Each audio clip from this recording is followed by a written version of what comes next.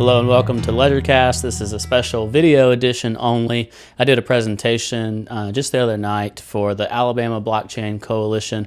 This was an in-person presentation where I do basically a crash course offering the case for technical analysis, blending it with fundamental analysis, and just kind of walk through some of the common things that you should know. This is perfectly watchable if you're a beginner or an intermediate level trader or investor. Hopefully that you will find value. It runs a little under an hour, but you get quite a bit out of it. I tried to go as fast as I could to cover as much material as possible within that time frame, using real examples, giving some of my own mistakes over time, and all that kind of stuff. So I hope you enjoy this, and check it out. Let me know what you think in the comments, and hit subscribe. I'm going to try to do more videos like this, but I took the opportunity to record this one since it was in person, and this way I could bring that presentation to a larger audience. I'd like to thank Delta for sponsoring this video. They're our partner for the show. If you're an investor, you need to be using Delta to track your portfolio. You can track it on your phone and on the desktop. They have just incredible apps to help you do that. They've got so many tools, and recently they've been releasing incredible features to provide portfolio analytics so that you can see if your trades are good trades or bad trades. You can see where your coins are because you can track whether you have them on exchanges, hardware wallets, and stuff like that. You can really track as much information as you want with Delta, and it helps you do that very well. Delta is a fantastic app, great company, and I'm proud to have them as a partner. If you're just getting into crypto or if you've been there a while, try Delta today. I think you'll really like it. Go to ledgerstatus.com/Delta to learn more about that. And thanks so much to Delta for being a partner. Now, here's the presentation. And I'm going to, educational purposes is fine. I'm going to reiterate that this is not financial advice. So everything we're talking about today is educational. My name is Brian Krogsgaard. Like I said, thanks for having me. It's a pleasure to be here talking to people in Alabama about crypto. This is a super exciting ecosystem, and essentially what I'm going to do today is give the case for technical trading. What that means is essentially I'm going to try to tell you why you should at least pay attention to technical analysis and technical-based indicators in conjunction with fundamental reasons why you may or may not invest, when you may buy and when you may sell. I'm not trying to convince you that chart-based trading is the only way to buy or sell crypto. I'm a full believer in the merit of fundamentals on projects. But what we are going to try to encourage you to do is to buy Bitcoin when it's cheap and not when it's $20,000 right before it goes to $6,000. So we want to help discover how we can approach the market in a way that allows us to make better decisions to reinforce our fundamental decisions. Unless you're going to hedge. Unless you're going to hedge. Well, if you're going to short from 20,000, then more power, because then you just get more Bitcoin if you're right. So we're going to go over technical analysis, and also we're going to finish up with risk management and the process of actually taking the trade. Like I said, this is just another tool in your toolbox. This does not have to be your only decision maker. I have friends who are extremely good traders, and they could care less about the fundamentals of a project. Anyone who runs a project hates to hear that, but they don't care. All they need is a chart. So you can trade purely technically, just like you can trade purely fundamentally. I'm advocating for this to be another tool in your toolbox to help inform you making those decisions. And question number one would be, should I even be actively trading? So what does that even mean, right? So you could be making trades on a daily basis if you're a day trader or you're a scalper. You could be looking at very low time frames, or you could be making decisions where you won't make another decision. You won't choose to sell for more than a year. And in crypto terms, that's a life cycle. It's a generation. Active trading can cause an enormous amount of stress if you're overactive in your trading. It can have an impact on your tax burden if you're profitable. And what I mean by that is the concept in the U.S. of short-term versus long-term capital gains. Oftentimes, if you're in liquid trading accounts that are non-retirement funds, if you're trading and you're holding a position for less than a year, then you're going to pay normal income on those taxes, or normal income taxes versus capital gains taxes, which can be something like 25% versus 15%. That's kind of a baseline. And that can add up over time, and you may not actually do any better by trading more often. It can take an enormous amount of time and management to pay attention to these markets. These are 24/7 markets. Bitcoin can dump in your sleep, and you have to potentially be ready to make a decision to buy or sell based on movements that it makes at all times when you're on smaller time frames. You can lose to the market when you're actively trading. You can lose when you're not as actively trading too, but if you're making more fundamental, long-term based decisions, you have the advantage of time on your side and a growing ecosystem, new technology, and all that stuff. And hopefully, if you wait long enough, you'll eventually become profitable. There's also the idea of dollar cost averaging in over time, so that if you don't pick the best time, you're putting a little bit in at a time. So over time, you're catching the average over a course of a year or 2 years or 3 years that you're making your initial investment. And you're just not as afraid of the periodic market mayhem. And then, of course, there's just general uncertainty if you're trading too often. One other random thing that happens, and of course this happens in stocks too, the idea of a dividend. A lot of stocks will pay 1% to maybe 4 or 5% on the high end as a dividend to long-term shareholders on a quarterly basis, and those can be reinvested. In crypto, oftentimes, especially with Bitcoin, there are forks where essentially the fork of that coin you have a right to, and therefore you can receive a dividend because the day of the fork you owned the underlying coin, and therefore you're obligated to the forked coin. Yeah? Does the fork of, for instance, Bitcoin, does that qualify as the same as a stock split? From a tax purpose, it's really hard for me to say. I've heard that they're considered to be a zero cost basis typically. So your taxes you pay on that are based on the fact that you paid nothing. Whereas a split, you still paid for the underlying, and a split increases the number of shares. And generally speaking, not a lot of forks happen where there doesn't become a highly dominant chain. So like with Ethereum Classic or Ethereum or Bitcoin Cash and Bitcoin, one of the two kind of becomes dominant from a price perspective. Whereas with a split, like Apple split 7-to-1 several years ago, well, all 7 shares were still Apple shares. It wasn't Apple and some other thing that split off of Apple. But the reason I bring this up is because if you're going to trade, you have to beat all these things. You have to beat long-term capital gains, and you have to beat the time and stress. You have to beat the potential losses. You have to beat these potential dividends. So if you're going to trade, you actually have to do better than just 1-to-1. You gotta, in my opinion, over the course of 2017, you probably needed to make at least 30 to 40% in order to just have beat holding Bitcoin. And holding Bitcoin is pretty hard. Or beating holding Bitcoin is pretty hard. If you're going to trade against Bitcoin, Bitcoin went up, 17 times in 2017, like 17x from under 1,000 to over 20,000, 20x maybe from bottom to top. So all that considered, let's assume you're ready to trade. You're greedy enough to say that you want to do better than that. You want to beat the market. Of course, this we have greater incentive to do this in a non-trending market, choppy market that's sideways, or in a downturn where we want to preserve our capital. We're suddenly like, whoa, maybe I should have sold some, or maybe I should have traded to preserve my capital, or been back in the dollar for a while, and all those types of questions. And we're going to go over the idea that a chart, or the tools that we're using to trade, it's just human psychology, all the emotions that go through you as you see Bitcoin drop $1,000 in an hour.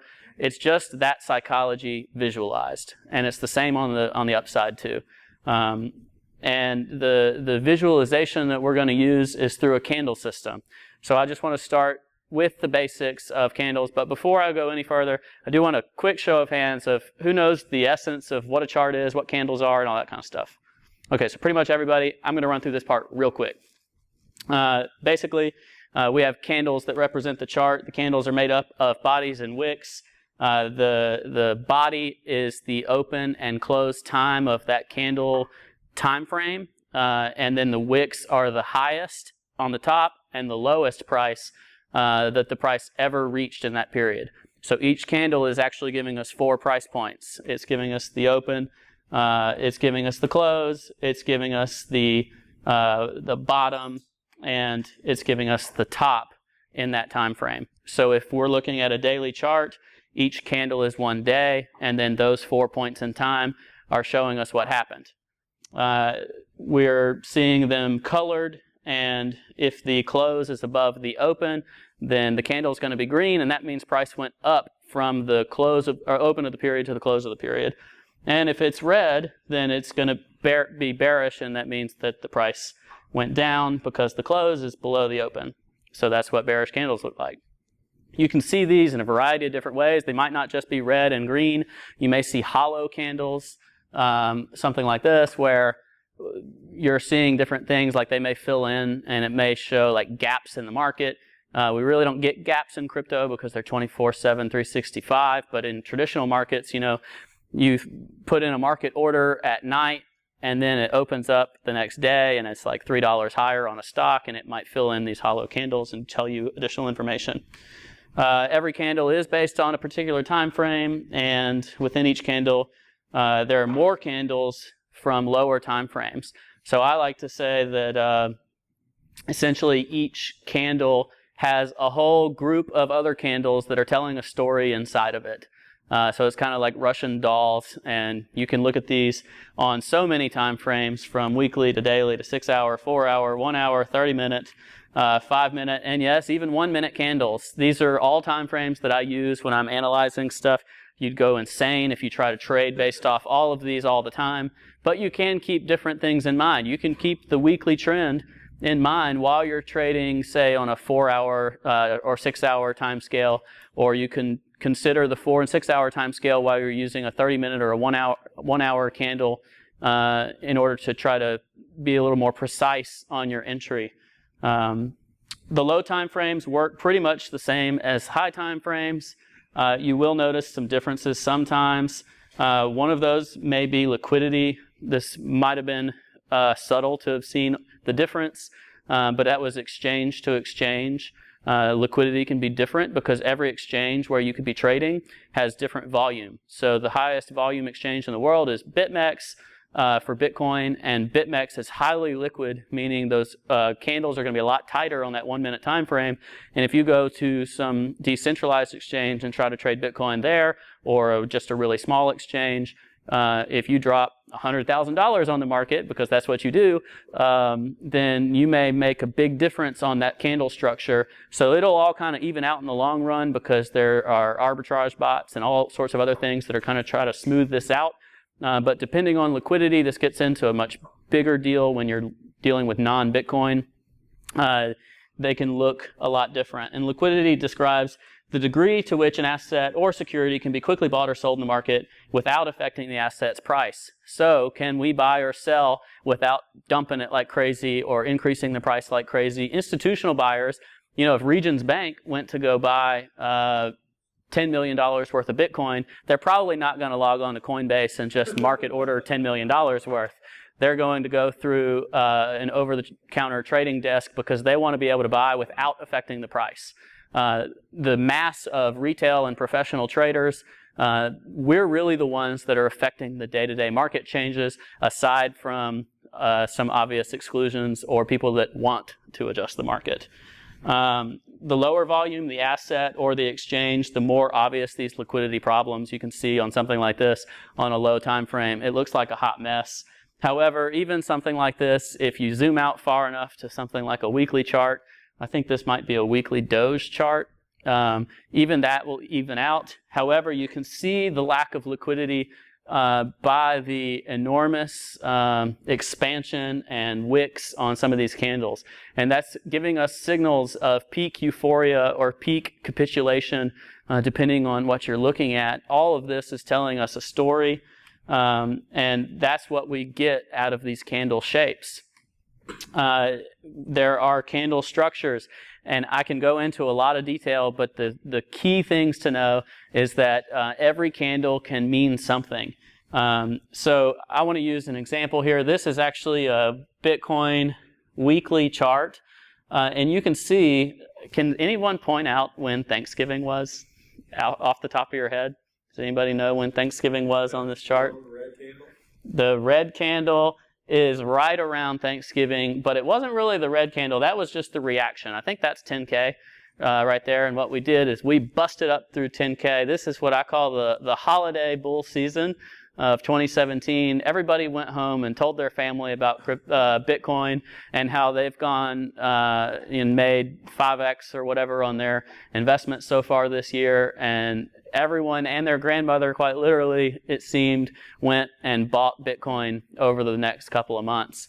So what we did there is we had this expansionary candle season where notice how big the green candles get. And what that's telling us is that the euphoria of the market is getting greater and greater. And that in a lot of ways is very exciting, but it's also giving us warning signs that we need to be on the lookout. And then, of course, we reverted back to the mean, which is a phrase that we want to understand. I'll dig into that a little more later, to the point to where it was over-exaggerated. And as we dumped off of 20,000, remember we went to 5,900 within just a few weeks. And that candle right there with that big wick is a classic capitulation candle. That's called, in that case, a long-legged doji, because the open and close are really close to each other.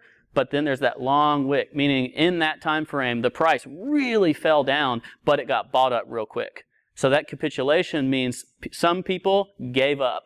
And then other people quickly took their place. They were very happy to take their place. There was a buyer on the other end of that seller's capitulation.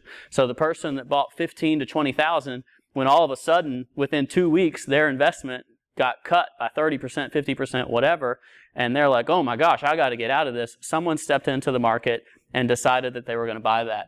These candles each are telling us those scenarios. We thought that we were returning to normal in many ways. But there are signs that there are bigger cracks in the woodwork. And that's because all markets, as much as we want to say we are special and we are growing, all markets go through market cycles. The market cycle is an incredibly important thing to understand in trading. It's even more important in crypto because you're not only trading Bitcoin, you're trading altcoins. Altcoins tend to have market cycles relative to Bitcoin even more often than Bitcoin's own market cycles. If y'all recall, if you've looked at your chart history, even if you weren't involved in the market at the time, the 2013 market top, the 2017 market top, the 2011 market top, these had their own market cycles where the market had to cool off. Inside all of those, altcoins had their market cycles. And this psychology of a market cycle chart is the emotions that we tend to go through when we are looking at a market cycle, what we feel in the moment. The optimism, the thrill, and the euphoria. If you guys were involved in crypto at Christmas time, if you weren't excited, then something was wrong because it was a pretty exciting time and it was indeed euphoric. And you can see just how much this looks like what we went through. This is stolen from the Wall Street cheat sheet. If you've seen that, it's very similar. It's just way uglier. So I actually had this made to look a little better. I also put a little reminder here that if you're looking at altcoins and if you encounter these market cycles, in the crypto landscape, Bitcoin is king for the overall pricing movements that we see. And of course, these tend to end in panic and capitulation and quitting. And I don't know about you, but days like today, you can feel those emotions if you've been in the market and you think you found a new bottom, whether that's 8K, 7K, 6K. You've already gone to 6K once. You go back to 8K and dadgummit, we're back at 6K again, and you just want to throw your hands up and be done. This is what markets do to you. This is the process of money leaving the many and going to the few. And if you can outlast them all and hopefully make some smart decisions along the way, then you can be one of the few and not one of the many. And, you know, I can show some evidence that we have a long accumulation period ahead of us potentially. Not trying to call the bottom, not trying to call the top. I'm just trying to catch as much of the trend as I can catch and help you do the same. This looks a lot like what we just went through, right? This looks much like 2017, except for this chart is fairly well filled out. And that's because this is what Bitcoin went through in 2013. And if you were in the market in 2013 or in 2017, if I said, hey, I'm going to give you some Bitcoin for $1,000 or $1,200, and it's mid 2017, you've been like, heck yeah, give me on that. That's amazing. Except for market participants in 2013, they bought for $1,000 and $1,200, and then they went through every emotion that someone who bought at $15,000 to $18,000 in this market cycle is going through right now, that it's $6,000, because Bitcoin bottomed out on that red candle right there with something like a 85% retrace, and it was like $280 or something like that, off of 1,200 something. Do you remember exactly what that price was? Yeah. It was around there. I think it was like, I think it went from 300, 400 all the way up to like 1,800 because I started getting texts from my family. Right? So. Yeah. Top things. That's a phrase that I like to use when you start hearing stories, when you start getting text messages from family. Sometimes you have indicators that are not on any chart, but they are top things. If y'all recall the locker room talk in the NFL, there were stories like that this last year, and many other top things that we could have looked at and identified some stuff. Now, this is where we are today. I am purposefully showing this on a specific type of chart. This is a log scale chart, and it allows us to see the gaps a little better. And we think that we're wrecked in terms of being from the top now, but you just saw where we went to last time. We're not quite there on that scale. But if you zoom out long enough, this is Bitcoin. You can look at the same thing on Amazon's chart if you go back to the NASDAQ bubble and pop and to where it is now. That big scary thing was right here in 2013, and then we went through all of this. Now, I've switched back to linear in order to make it more dramatic, because the other thing you see is maybe that wasn't very sustainable on the right side.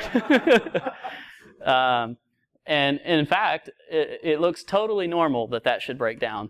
But if you look at it on a log scale, and a log scale just means that $100 is not $100. Like $100 is not 10 pixels on your screen. It varies in order to show you more of the chart. So I think $11 to $1,300 looks pretty similar to $1,300 to $1,000. The difference is that the space is less. Like there's more variation so that you can see the chart.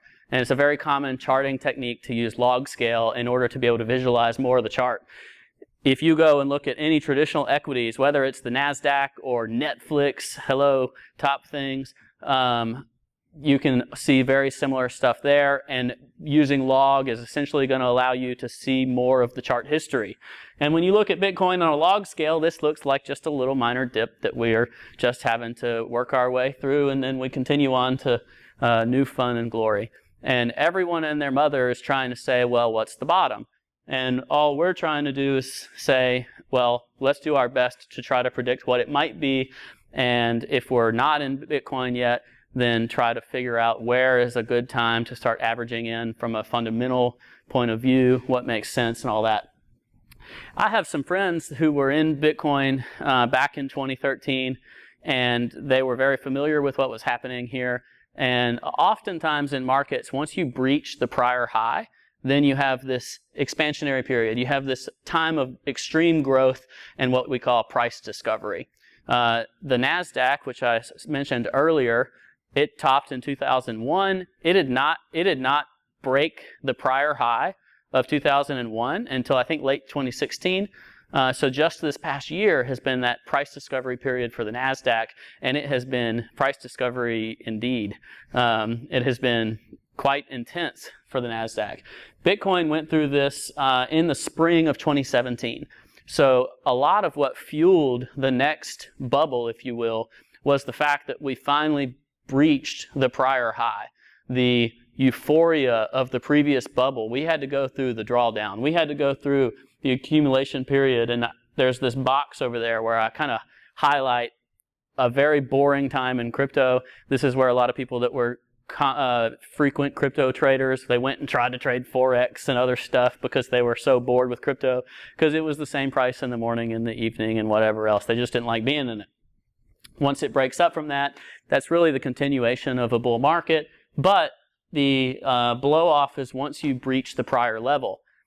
You can use something, I'll dig into this in a minute, like a Fibonacci extension or a Fibonacci retracement. This is an idea in numbers. If any of you have ever heard of a 0.618 retrace or 0.382, things like that, or the golden ratio, that's what all this is based on. It allows you, and it's uncanny how it works in markets.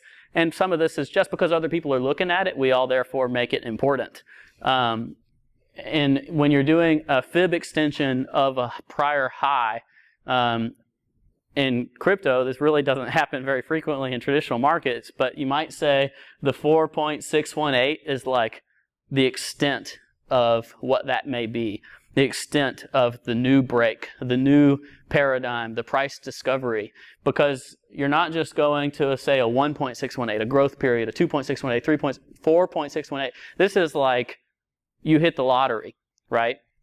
Well, if you zoom in, that's at about $4,900 last year. So that helps put in context just how high we went. Because I don't know about y'all, but I was still buying Bitcoin at $4,900 last year. I was buying every dip in 2017 I could put my hands on, because I was seeing a lot of what happened, which is this massive rush of retail buyers that I wanted to participate in. And then, of course, it's just a matter of who's going to be the last person holding the hot potato, because this is a market, and this market was highly overextended. So I was talking to family and friends, and up until 4,000 to 5,000, I was like, I mean, I don't want to tell you to buy, but I'm still buying. Over about 7,500, which is funny because that's about when like my friends came to me and were like, hey, I think I need to get in on this. And then it's like 10K, and then it's 12K, and I'm like, I don't know what to tell you. I was like, I don't feel comfortable telling you to get in this market, because any day now I might just be, trying to hop right off. And that's when they're just getting in. And these are signals, these are signs to us, and this is just one tool, that Fibonacci extension, to show how big 2017 is. And notice that we're still above that price now. We have not retraced deep enough into that zone. So I just have some drawings on there to predict what might be some accumulation zones where we end up on this cycle. And it could be a new paradigm. We're not the same today as we were in 2016. There's institutional tools available to us. There's more projects. There's more technology. There's better adoption. There's better awareness. All this stuff that you can apply. At the end of the day, though, we're going to look at a chart. Now, if you look at last time, even the 250 bucks, we never got to the prior high of whatever, 2011, because that was like 14 bucks. So we don't know if we're like stepping up a notch like we did last time. We don't know. And everyone who's trying to say what the bottom is going to be and all that kind of stuff, they're guessing just like you and I are, but they're using tools to help them do that. And there are many tools available to us. I'm going to start digging into more, and I'm going to try to go faster. We're about halfway through. So what I've done here is I've zoomed out, and I've got the last market high and the current market high, and then I've got a couple of moving averages. A moving average is just an average price of the asset over the past X periods. This is a daily chart. The red one is 50 days. The green one is 200 days. These are extremely common in equities because the stock market traditionally trades about 200 days a year. So that's 1 year of price action in terms of the 200-day moving average. Typically, you can say we're in a bear market or we're in a bull market if we're above the 200-day moving average or below the 200-day moving average. So when you're looking at something like this, you can see last time we came and we tapped on the 200, and then we stayed below it, and then when we were above it, that's essentially a good sign of the macro trend to show us what happened, to show us that we were still in a bear market, still in a bear market, still in a bear market, and then in a bull market. And then your corrective periods, you can use a faster moving average. So if you're far off that 50, the return to the mean, the return to normal, even within the context of the trend, could be going back to something like a 50-day moving average, a faster moving average. And what you want to see is generally people buying Bitcoin or whatever off a faster moving average like that, depending on the time frame that you're using to make your trade. But on this, with a daily chart, you generally want to see it staying and bouncing and finding support on something like a 50-day moving average. And then when it gets to those 200-day moving averages, it needs to be getting bought fast. You need to have buyers at the ready, or else you might have problems. Because if you get under it, you can see what happens. At least for Bitcoin's short history as an asset, if it goes under the 200, we're in trouble. And in 2017, the big one off the high, the 5,900, you can see just how far we went below the 200 on that initial spike, and then recovery. And that was the idea, oh, back to normal. This is all good. And then we had this, what's called the death cross, which sounds terrible, but the 50-day moving average crossing over the 200-day moving average is called a death cross because essentially what you're saying is the short-term trend is stronger than the long-term trend. So you're trending down. Therefore, it feels like confirmation of a bear market. This is not a rule that has to apply all the time. You can fake out. You can spend like 10 minutes under there. It can be too slow for the asset. The asset moves fast sometimes in crypto. So a death cross sometimes in crypto, especially trading altcoins, could have even said like, oh, well, actually, that's basically the bottom because the moving averages are just lagging too slowly behind the price action. And if you remember how fast sometimes these things move up and down, the death cross may not be so much of a bad thing. But on the macro scale, in the short history that we have, the crossing of those moving averages has at least been a sign to be paying attention. And if you had gotten out on the day of the death cross, you would have been selling the local bottom, like I just mentioned. But then what we did is we came back and we tapped that 200-day moving average 2 or 3 additional times since then, and bouncing off of that, so the price not tackling that 200-day moving average, was a sign to us that the bear market was not over. We have more downside. We need to be able to protect some of our profits, maybe trade against it, take shorts, different things, different strategies, whatever. We can also use, in addition to moving averages, we can just use good old-fashioned support and resistance because that's what all this is, right? You remember that you bought Bitcoin at $3,000 or $5,000 or $7,500, whatever your price was, and therefore, mentally, your stop may be the fact that you don't want to be underwater, right? You don't want to have lost money in Bitcoin, so when we go back under a certain price, then you're out. So that's your mental stop for yourself. And that plays out in the market. And what happens is when you have high volume areas, you can draw support and resistance lines at the top of a very important candle or the bottom of an important candle. And as the price goes above or below those, and particularly it's really nice if it uses the same horizontal, say 10,000, that's been like one of those numbers, right? It's a psychological number and it's also shown up on the chart. If you use it both as resistance on the way up and as support on the way down to support the price, then that becomes a strong level, a strong horizontal level that you can then use to take a trade, meaning you might confidently buy, but then if it breaks it, you stop out. Or if you're below it, you might use it to sell because you're not confident that it can break above that. So on this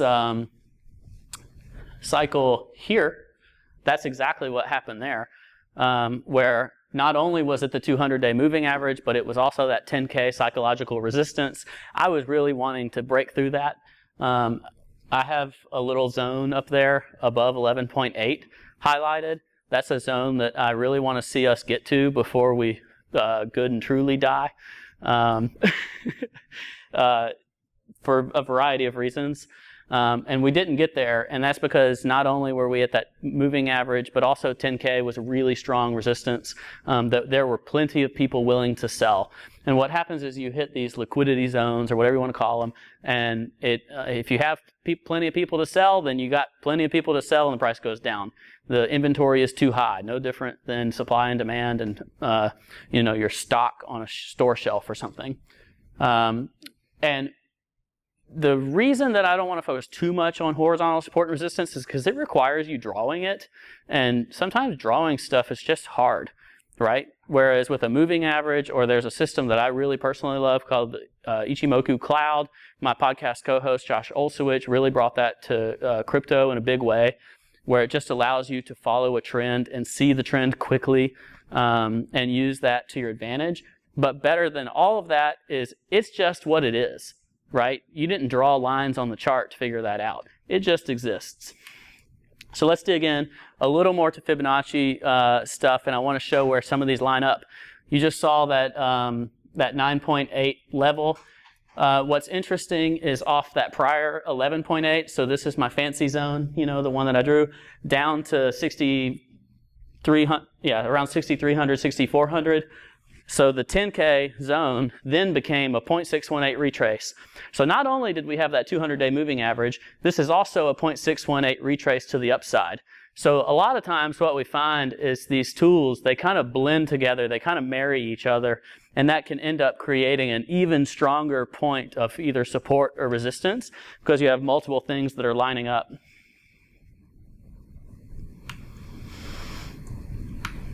And I already have teased that, but trends offer the same thing. We've just had 10 days in a row or whatever of down movement, and that was after yet another tap into that 200-day moving average. I want to also note, this is a simple moving average, meaning it's an equal average of the past 200 days. There's also an exponential moving average, an EMA, so SMA, EMA. The reason I don't have EMAs up here is one, just because it's more stuff to show you, but two, this has been something that's been interesting to me because I've historically used EMAs more. The SMAs are kind of kicking the EMA's butt in this downtrend, to be honest, because we've tackled the 200-day EMA several times. But then the simple moving average is what got us. And sometimes you have to go with what's working, and that's been fascinating to me to see in this market, that the simple moving average, which is slower, an exponential moving average is going to respond more quickly to the price action because it overweights the new stuff versus the old stuff. But doesn't the EMA require a lot of years, like 10 plus years, to become stable? Versus the SMA, whereas the SMA is kind of like a 1 to 5 year. The EMA is near weighted, so both of them use the last whatever the moving average time frame is, whether that's 200 or 50 or whatever it is. The EMA weights more heavily to the front end, so whatever the current price is. But as long as you have 200 days, it'll show up. So it doesn't matter EMA versus SMA. The SMA though, like say you take a really big price down slope, like Zcash comes to mind, because when it launched, it was like 1 Bitcoin per Zcash or whatever. So like its moving average goes like this for a while. So on a simple moving average, all those early days where it's really high are going to be even heavier weighted. And what that could be telling us here is that the trend is even stronger because you have all of that aggregate data all kind of bleeding into that number. The SMA EMA debate is one of those where technical traders can get in a room and argue about for a long time. I'm probably not the guy to be trying to give the case for it right here. One of the most powerful things we have in crypto and in trading more broadly is chart patterns. Again, this is something that I had drawn for me, but I stole the idea of chart patterns elsewhere. And I've used these in my own trading. But what we see when we look at charts is we see these chart patterns. And this is the one that if someone's a fundamental based person and they hate TA, they're going to make fun of this stuff the most because it's got the dumbest names. Like you call a chart pattern a head and shoulders pattern, or you call it a rising wedge or a falling wedge, and ascending triangles and descending triangles. And if it's this one, it's bullish, and if it's this one, it's bearish. Blah blah blah blah blah. All they really are is again showing even more with chart patterns. What you're seeing is that psychology, the tenor of the market. You're seeing it shown on the chart, and typically it matches with consolidation in the market. So it's getting a tighter and tighter range, and the movement out of that range is going to be more explosive. Because if you coil up and coil up and coil up, when you exit it, it's going to be bigger. And all you're doing with a pattern like these, like let's take I really don't like head and shoulders very much. So let's take a rising wedge, for example. In a rising wedge, your price could just kind of be floating up, getting more narrow, floating up, getting more narrow, and it's condensing. It's really working its way up to the top of that wedge. And when you get to the top of it, and this is just a weird thing that we see in markets, I'll show you a couple examples, it's gonna make a more explosive move. So you might see something like the Bollinger Bands are also tightening. That's just a volatility measure. If the Bollinger Bands are tight, eventually they're going to have to loosen up because the price is going to break out one way or the other. And when you get those big days in the market, you're just releasing from that period of consolidation. And statistically, probabilistically, one is more bearish than the other. So you could have a rising wedge, and I actually lost a trade in Forex doing this, where I was, it was the USD CHF, and it had this rising wedge, and I was generally bearish the dollar, and then it just busted right out of it, and I lost money on the trade. But probabilistically, it was a good setup for the trade, and you should just stop out when you lose, when it breaks out to the wrong side. But hopefully, in one of these, you're just giving yourself an extra advantage using the chart pattern. And I'll show an example. This is one that was just a huge breakout last year. You may remember this. Ethereum had a massive run in the spring up to $400, and then it created, hopefully you can see these lines, this ascending triangle that lasted for months. Relative to Bitcoin, this is versus the dollar. Relative to Bitcoin, Ethereum was getting smashed because it was going sideways at the same time Bitcoin was going up. But versus the dollar, you could just see this consolidation. And then we broke out of it right around here, around 350, and that's what ran us up to $1,400, $1,500. Myself and a lot of other people were watching that pattern. We're watching for this breakout. We're getting in ahead of the breakout, or you can buy after the breakout. Buy the breakout, or I'm sorry, watch the breakout and then buy the retest. This is very common when you're breaking a zone. Like I showed on Thanksgiving, you mentioned the red candle. That was the retest back. So you're essentially, the market is evil and it wants to get out as many people as possible. So when you break out, it's going to get all the panic buyers. They don't want to miss out, and it's going to go boom, and it's trying to shake them out of the market as quickly as possible. And someone that's buying the retest, that's when they get in. They don't FOMO buy, the fear of missing out buy. They don't FOMO buy. They wait to get the retest. If you don't get the retest, you take the next trade. If you get the retest, that's where you buy, and that gives you a tighter stop in case it fails it. So the up and over and under move. So if that had gone up and then fallen off of that, you had a pretty tight stop on it. You didn't FOMO buy. You basically manage your risk by taking the trade at that point. Go ahead. So how do you know the difference between a breakout and something that's like way overbought and obviously about to crash? We'll get into. Zoomed in on that breakout. Yeah. Pretty crazy, right? Potentially, and we're going to get in. I'm going to show you some oscillators in just a minute. But because on the higher time frames, these higher time frames are going to be stronger signals than the lower time frames, and as long as your higher time frames are okay, and on this, the daily was not overbought because it hadn't really moved in months. So now we were probably crazy overbought on the 4 hour and the 1 hour and stuff like that. But the market can meet those extremes for a long time on the lower time frames, but the higher time frames eventually kind of come home to roost. This is kind of what you would say. This is another one, just an example. Cup and handles are used and shown in the wrong way everywhere. Like literally, like people love, they'll be like, oh yeah, that's a cup and that's a handle. This is an example. This is BNB, the Binance coin. They don't have to be perfect. Like I picked this one because it wasn't perfect, but it's also within the realm. So what you're doing here is you're creating a retrace and a test of the all-time high, but then failing it. And then your second retrace is going to be handle-like, smaller than the cup. Like you don't have very many cups where the handle is the same size.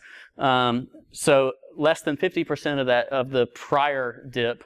And essentially that third test, if you drill on something enough, eventually the idea is that it'll break. So then if you bought the next journey, you have a leg up. I put this red line on there because that's the measured move. A lot of times with these, there's these ideas of measured move with chart patterns. And in the instance of a cup and handle, whatever the initial cup depth is, you extend that up above the top, and that's the measured move of it. And you can see it didn't quite get there. And to me, that was a sign in a market like this, whereas we're just still kind of in a bearish market. And BNB was one of the the winners. So it really didn't reach the potential of that measured move because the overbearing market sentiment was still bearish. So therefore, that was a nice win, and people were essentially taking that win as it came to them. All right, oscillators. Oscillators are just momentum indicators. This is calculated in a variety of different ways. I'm showing 3 here. That's the RSI, the stochastic RSI, and then the MACD.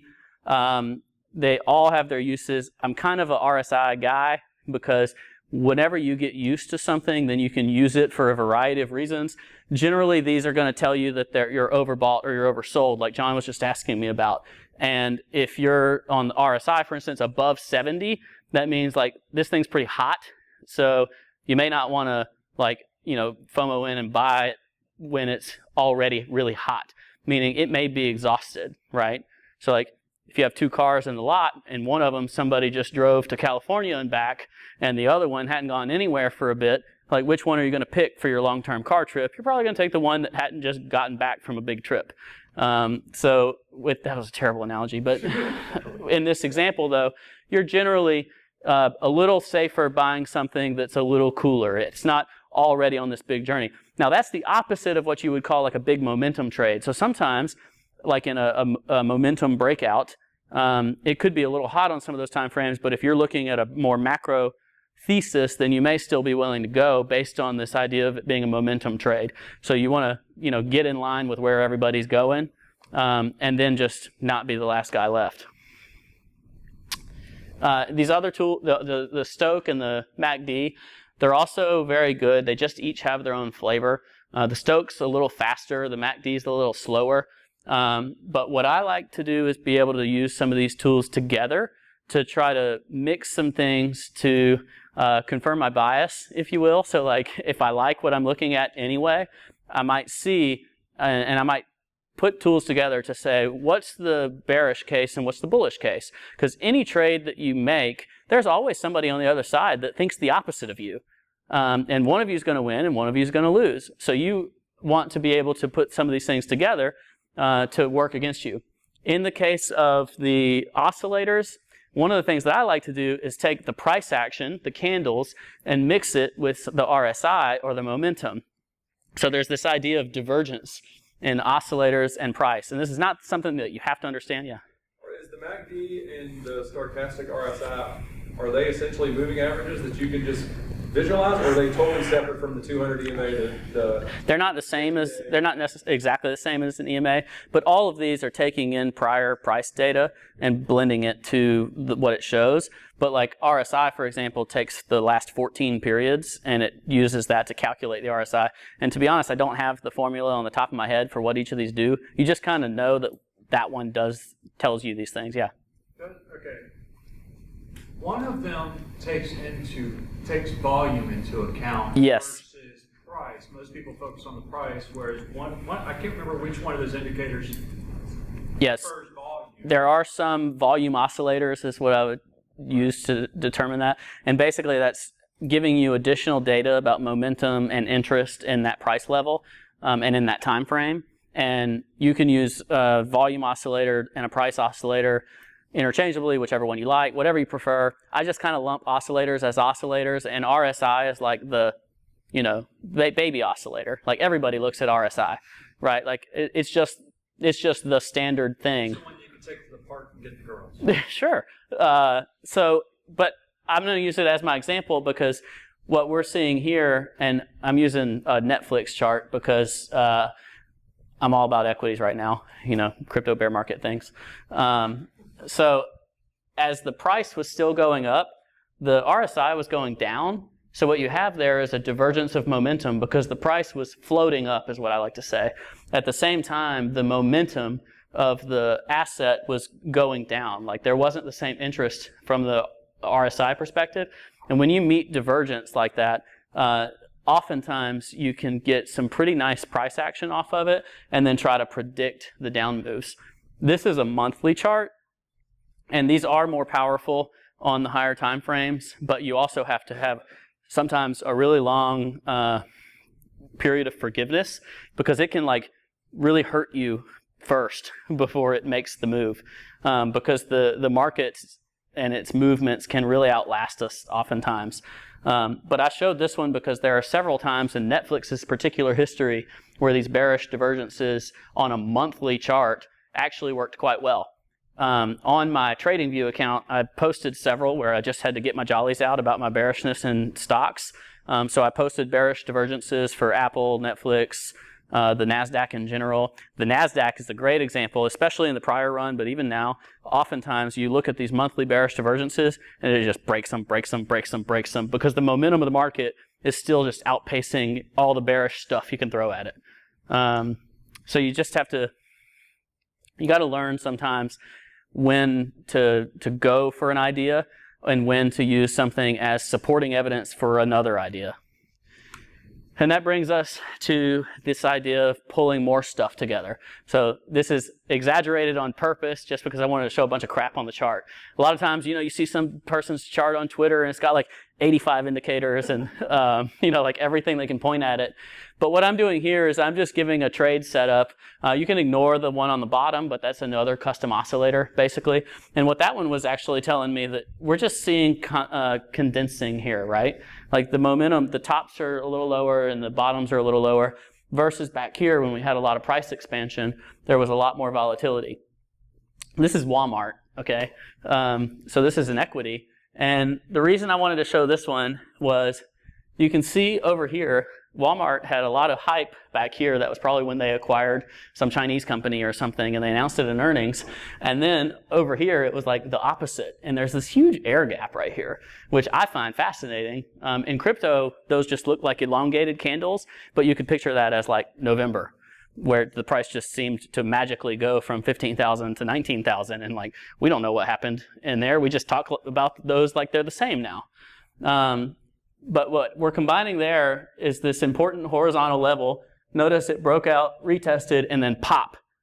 Notice when it fell through that and then jostled along it, but could never get back above it. And then essentially it's been in a bear market since then.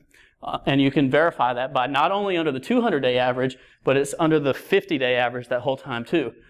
Then, this is like a triple bottom, head and shoulders, whatever you want to call it. I actually took this trade somewhere in here in the 84s. And since then, it's been creating this rising wedge. So it's kind of been consolidating. It's really been weirdly consistent as a stock since then and just kind of floating up. And the RSI has been just kind of shifting up too. So we're probably starting to form some divergences here where the momentum's really not there. But what's interesting to me is their earnings period is here. The tip of this rising wedge is here. And the 200-day average is right here. That's like all around 91 bucks. And it's like all conveniently going into the earnings period, which is in like a week and a half. So I own Walmart stock right now. And in a weird year, like this has been for equities, this has been a pretty good trade. Like I've made, 7-8% on it. In equities, that's normal. In Bitcoin, that's like 3 hours. So with this trade, what this gives me an opportunity to do is take the different things that we've talked about tonight, and we can actually apply a trade thesis. And this is where we're going to get into this whole idea of actually taking the trade. So based on what we just saw, what do we think is the most likely outcome of this Walmart trade? Like, what are we going to do? Are we going to long it or short it? Well, at least until the next. Wait until it retraces. Wait until the earnings period comes out. Okay. Can you short it until the earnings? Well, wait till the 50 comes above the 200. Now let's imagine that earnings doesn't matter. There's not that overnight gap because we don't have that in crypto. But that does add a fun little dynamic for this particular trade. But let's act like we're coming up to the 200-day moving average, which is resistance. We are coming up to the top of a rising wedge, which by default is bearish, or at least the higher probability of bearishness. But we know it's also this consolidation period. And then the other thing I did is I created a Fibonacci zone from this bottom up to the 200, which is where we may take the trade from. So the idea here was to take the trade for a short. So whether you want to sell or whether you want to sell what you have and just be out of it for a minute and look for new entries, or if you actually want to actively short the asset, depending on what you're trading, all that, what we did here is we created a trade where this is the profit zone and this is the losses zone.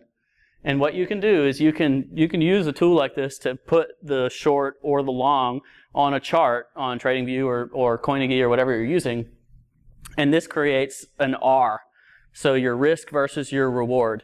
And if you establish why the trade is being taken and why the trade fails, so in our case, we're talking about the rising wedge, we're talking about the 200-day moving average, we're talking about this horizontal resistance, which I forgot to mention, but notice this right here and this right here. So this is kind of our, we don't really know what's going on zone.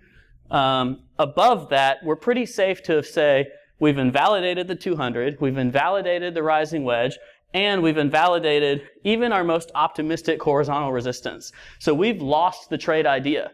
The trade, it could go to here and fall. That's fine. We're just not going to be there because we have a trade idea to start with. And our trade idea is that if it goes above this point, and you can fudge this around a little bit, but we're giving a reason for why we're making that the trade idea. If it goes above that, we're out. We stopped out. We've lost our set, what's that, 1.41%. On the positive side, we may still be bullish. We like this uptrend in Walmart. We like the stability of something where, you know, it's not really overvalued. Like Walmart's kind of taking a beating, so we consider it a value play. If we were applying this to crypto, like maybe you think Ethereum's had enough, right? Like it's gotten beaten down enough, so you're generally wanting to stay in, you're just looking for a better entry. So maybe we'll take our profits here for a variety of reasons. This is also a 0.382 retrace, which can inform our decision. If we were more bearish, maybe we wouldn't take profits until the 0.618 retrace all the way to this zone. Look how big this zone was. We were supported by this area, supported, and when we failed it, then it was really hard to get back above. But for me, when it fell down to here, I think I actually played it twice, like here to here, and then I bought here. Probably not that perfect. I'm going to act like it was that perfect. But generally, I was still bullish here because we had breached this pretty important level. But on the short side, we might say we're still pretty bullish. We're going to say that it continues to support this horizontal, which is also this 0.382 retrace. And maybe that 50-day moving average is going to work its way up too. And at the end of the day, we feel like this is a good profit zone. And what we've done is the R is 2.75. Meaning that for the amount of risk, if the risk is 1, the reward is 2.75. Let's say 3 to 1, right? So if it goes, your loss side is you lost 1%, your gain side is you won 3%.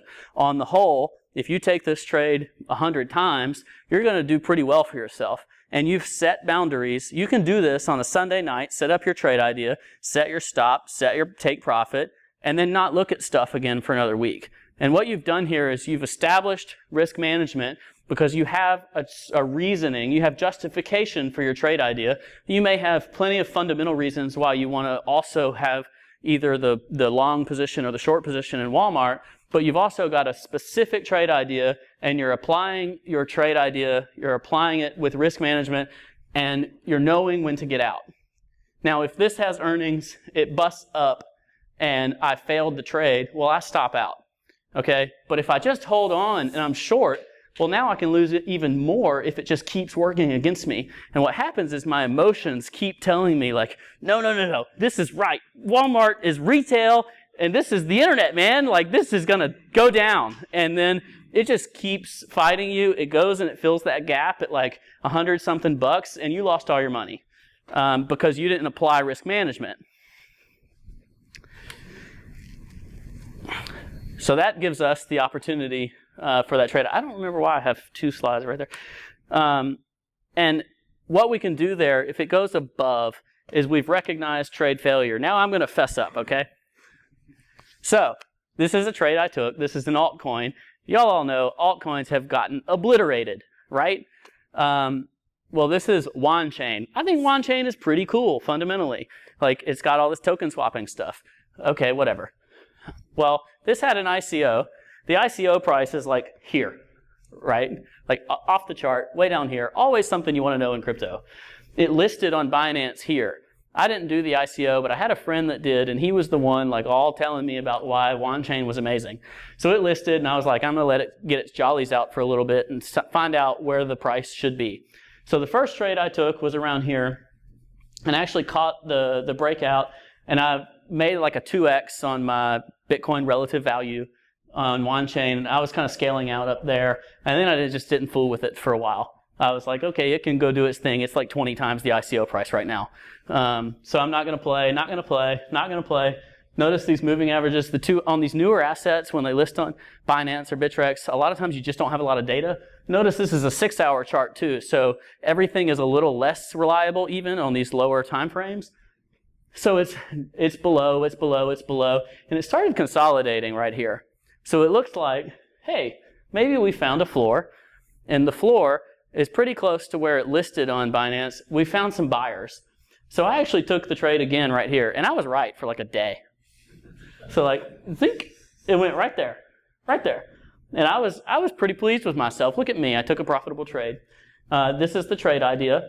And then it just falls down. And what I started doing right there is a big mistake.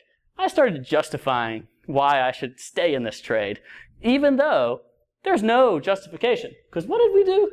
Look what's over here. That is our listing low. So just like we had that Bitcoin price discovery above the prior high, well, you know what happens on the downside? Price discovery. So down here, we have the ICO price, somewhere down there. We don't know what exactly. It's low. Here, we have the listing price. So now we have a gap about a mile freaking wide, and we have no idea what's going to happen. There's no data, there's no history, there's no nothing. So I know absolutely nothing about what's going to happen. All I know is that it breached my initial pattern. It breached my initial trade idea, it fell below. Tight stop is like right here. Like, bam, I'm out of there. I'm not even thinking about WanChain. Never thinking about it. But you know what I'm doing? I'm freaking thinking about WanChain, because not only did I not stop out on the super tight stop because it didn't hit my take profit, not only am I not doing that, now it came down here, it's like, oh, but it fought. I'm going to stick around. I'm just going to see what happens. And then, oh, crap. I'm in trouble. I'm a bag holder. But look, there's probably some divergence, or like I can find some other reason for staying in this trade, but our trade idea has failed.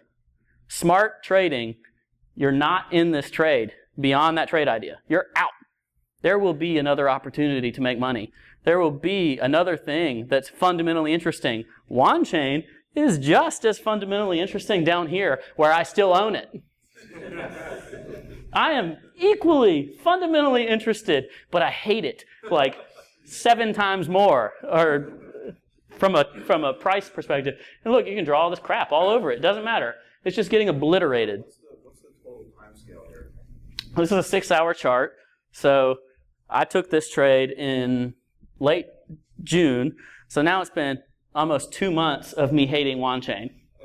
Okay? This has nothing to do with my fundamental thesis. This gets back to why we can use our technical thesis to inform our fundamental thesis. It was perfectly fine. You're such a good example. That's right. Hey, if I don't fess up to where I'm screwing up, then I just don't belong anywhere talking about it, because everybody makes bad trades. Everybody. And I would argue that just about everybody also sometimes doesn't follow the trade thesis, screws up, and they end up bag holding. Whether you do that with Bitcoin or altcoins or whatever else, it can happen to you. But I just wanted to use a very current, very good example of why the trade idea is very important to stick to. Because, you know what? It could have gone here and then gone here, and I'd be like, I'm a freaking genius. And a lot of people did that in 2017 and 2016 and 2015, where the market was flat or bullish on the whole. But we want to be able to, more than anything, preserve what we already have. If someone put $1,000 into the market and then they did this like 5 times and now they have $90, like they're not very happy about crypto. But if you put in $1,000 and you got some paper cuts, which is these trade ideas failing, and now you have $800, well, you lost a couple $100, but you got more than $90. And I say that as a joke, but it's not a joke. Like, I've seen a lot of stories of people that they put in $1,000, $10,000, $100,000, $1 million, or a house or credit card debt or overdraft fees or whatever, like literally anything. And now they have less than 10% of that left. And we want to be able to preserve as much as possible. Holding on while it's doing all this crap, eventually, you're going to get sick of it. You're like, this is going to zero. On-chain is garbage. Fundamental trash. I hate it. I'm selling. And we get back to that market cycle. That's capitulation. That's the boom. And you're screwed. So now I'm in no man's land with this particular trade. Now, if I would have applied the right amount of capital, which thankfully I did, and applied the risk thesis, I could limit my downside and have a nice win, increase my Bitcoin, be happy, go home. What I'm doing instead is I'm bag holding. I don't like that. So we can use all the things that we've been discussing from a technical basis to get to this most important part of risk management on the trade. And if it's a good trade, good. If we failed, we messed up on the trade, we limited our downside, we set our stop, and we're going home. And we still keep the rest of our Bitcoin. And when it comes to bag holding, fundamentals suddenly become so much more important than technicals, because I can watch on-chain do whatever, try to reason bullish sentiment for it now, but more importantly is I'm bag holding on-chain, so now I am emotionally much more stable because at a core level, on-chain's okay, right? But imagine if I'm holding something that I literally hate, and I entered it purely out of technical reasons and used bad risk management, and the trade failed, and now I'm bag holding something that I completely think is going to zero because I think it's trash. And I hate to say it, but a lot of crypto projects are trash. So, technical analysis is just another tool in your toolbox. It can benefit you and add to everything else you're using to learn and grow and try to turn not only learning about technology and whatever into also something that you can invest in and make money in. And this just helps you do that and hopefully preserve your capital and grow your capital over time. That's all I got. Thanks. And I'm late.